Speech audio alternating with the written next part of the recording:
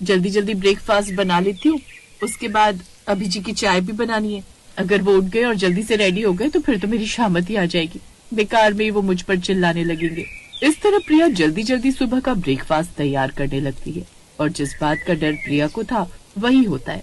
अभी उठकर अपने कमरे से चिल्लाते हुए प्रिया को आवाज लगाता है, प्रिया, ओ प्रिया, मेरी चाय कहाँ है? ला रही हूँ अभी जी। तुम्हें पता भी है मैं कितना लेट हो गया हूँ। अरे लीजिए, ये आपकी चाय। एक तो खुद लेट होते, ऊपर से मुझ पर चिल्लाते हैं आप। देखो प्रिया, मुझसे तुम जितनी दूरियां बनाकर रखोगी उतना ही तुम्हारे लिए अच्छा रहेगा। अभी का ये बर्ताव देख प्रिया को जरा भी अच्छा नहीं लगता है और वो अपनी आंखों में आंसू लिए वहाँ से चली जाती है। तो वहीं अब अभी भी अपनी चाय खत्म करके अपने ऑफिस के लिए निकलने लगता है। तभी उसका टिफिन रह जाता है। टिफिन देख प्रिया अभी को आवाज लगाती है, अभी जी आप अपना टिफिन भूल रहे हैं, आप टिफिन ले जाइए। मैंने तुझे कितनी बार कहा है जब मैं ऑफिस के लिए जाऊँ तो मुझे पीछे से आवाज मत दिया कर। तेरे भेजे में एक छोटी सी बात नहीं घुसती है क्या? अभी जी आपकी नाराजगी मुझसे है, कम से कम आप अपना गुस्सा खाने पर तो मत निकालिए। और मैं मानती हूँ कि आप मुझे देखना भी पसंद नहीं करते, लेकिन आप यूँ इस तरह टिफिन छोड़कर मत जाया कीजिए। मेरा बस सिर्फ टिफिन पर ही चलता है, इसीलिए मैं टिफिन छोड़ जाता हूँ। अगर मेरा बस तुझ पर या इस घर पर चलता ना तो मैं तुझे भी टिफिन की तरह छोड़ देता, समझी तू? इतना बोलकर अभी वहाँ से चला जाता है। तो वहीं बेचारी प्रिया की आंखों में सिवाय आंसू के कुछ नहीं था। ये सब देख प्रिया की सास लीलावती उससे बोलती है, बहू तू क्यों अभी के पीछे पड़ी रहती है? जब उस बदतमीज को तेरी परवाह नहीं है तो तू क्यों उसका ख्याल रखती है? जब वो तुझे अपनी पत्नी का दर्जा नहीं देता तो तू क्यों? माँ भले ही वो मुझे अपनी पत्नी नहीं मानते, लेकिन सच तो यही है कि मैं उनकी पत्नी हूँ और उनका ख्याल रखना, उनके दुख में साथ देना मेरा फर्ज है। भाभी, आप तो भैया के साथ उनके सुख दुख में खड़ी रहती हैं, लेकिन भैया तो आपको सिवाय आंसू और दुख के कुछ नहीं देते। भाभी, गलती आपकी नहीं, गलती हम सबकी है जो हमने भैया की शादी आपसे करवा दी। अगर आज हमने उनकी शादी उनकी पसंद से करवाई होती तो शायद आपकी लाइफ इस तरह खराब नहीं होती। पसंद? कैसी पसंद? बहू, वो एक लड़की से प्यार करता था जिसका नाम मोना था।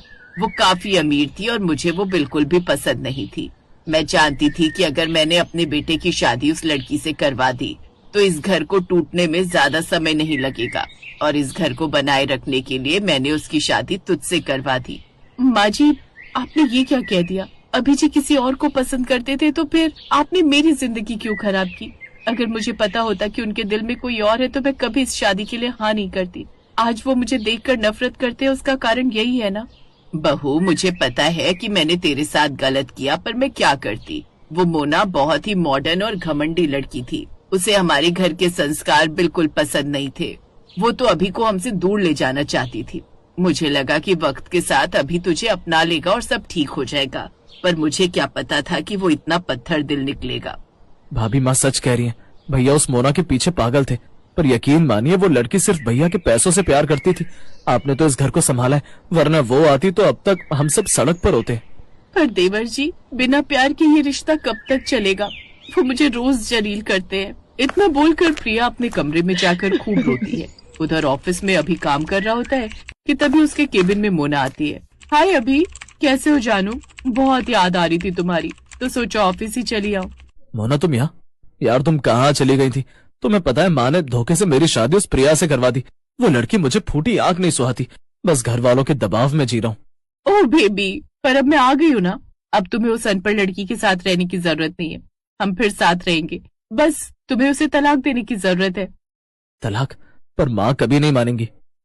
अभी, अगर तुम मुझसे प्यार करते हो तो तुम्हें स्टैंड लेना होगा। मोना की बातों में आकर अभी का दिमाग फिर जाता है। वो शाम को घर आता है तो उसके हाथ में कुछ पेपर्स होते हैं। प्रिया उसके लिए पानी लेकर आती है। अभी जी, आप आ गए, पानी लीजिए।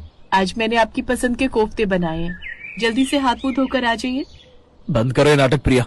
मुझे तुम्हारे हाथ का ना तो पानी चाहिए और ना ही खाना। ये लो पेपर्स और इन पर साइन करो।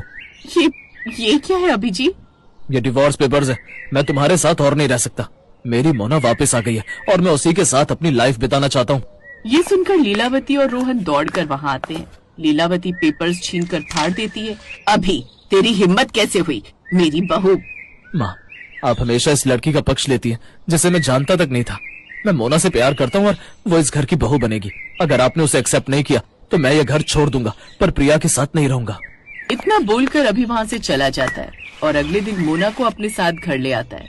मोना हाथ में अपना बैग लिए मालकिन की तरह घर में घुसती है। हेलो एवरीवन, कैसी हो सासू माँ? और तुम ही हो ना प्रिया? नौकरानी जैसा होलिया बना रखा है। जाओ मेरे लिए एक कड़क कॉफी लेकर आओ, और हाँ, शुगर फ्री होनी चाहिए। खबरदार जो मेरी बहू को नौकरानी कहा।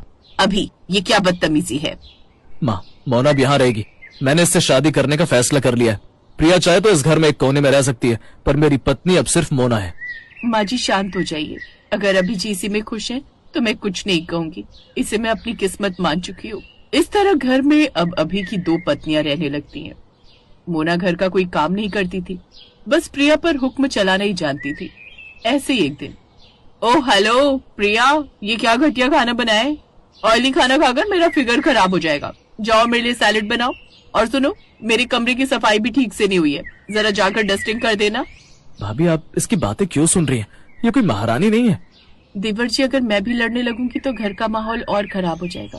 मैं बस अभी जी की खुशी चाहती हूँ। अगर वो मोना के साथ खुश है तो मैं सब बर्दाश्त कर लूंगी। प्रिया की बात सुनकर रोहन कुछ नहीं बोल। समय बीतता है और ऐसे ही एक दिन अभी ऑफिस से जल्दी आ जाता है और देखता है कि मोना सोफे पर बैठकर पैर हिला रही है और प्रिया उसके पैर दबा रही है। मोना, ये क्या हो रहा है? तुम प्रिया से पैर दबा रही हो? अरे जानू, मेरे पैरों में मोच आ गई थी। मैंने तो मना किया था, पर प्रिया खुद ही जिद करने की लगी कि दीदी लाइए मैं दबा देती हूँ। क्यों प्रिया, सही कह रही हूँ ना मैं? जी हाँ बीजी, मैं खुद ही। देखा माँ, मोना कितनी भोली है। लीलावती सब समझ रही थी कि मोना प्रिया को टॉर्चर कर रही है। कुछ दिनों बाद मोना ने अपना असली रंग दिखाना शुरू किया। वो अभी को पट्टी पढ़ाती है कि घर की सारी प्रॉपर्टी उसके नाम कर दी जाए। अभी देखो, तुम्हारे भाई की नियत मुझे ठीक नहीं लगती और तुम्हारी माँ तो वैसे भी मुझे नापसंद करती है। क्या पता कल को ये लोग मुझे घर से निकाल दें।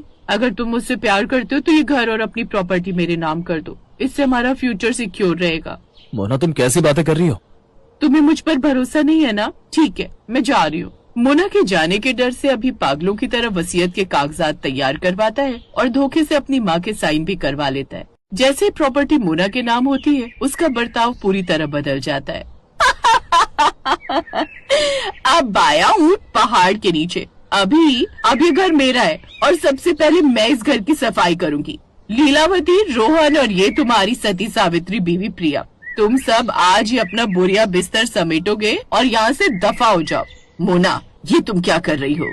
ये क्या हो रहा है? अपने बेटे से पूछो। लीलावती अब अभी की तरफ देखती है तो अभी की नजर झुकी हुई होती है और वो समझ जाती है कि ये सारी करतूत अभी की ही है। लीलावती कुछ नहीं बोलती और चुपचाप अपनी बहू और छोटे बेटे के साथ अपना सामान पैक करके निकल जाती है।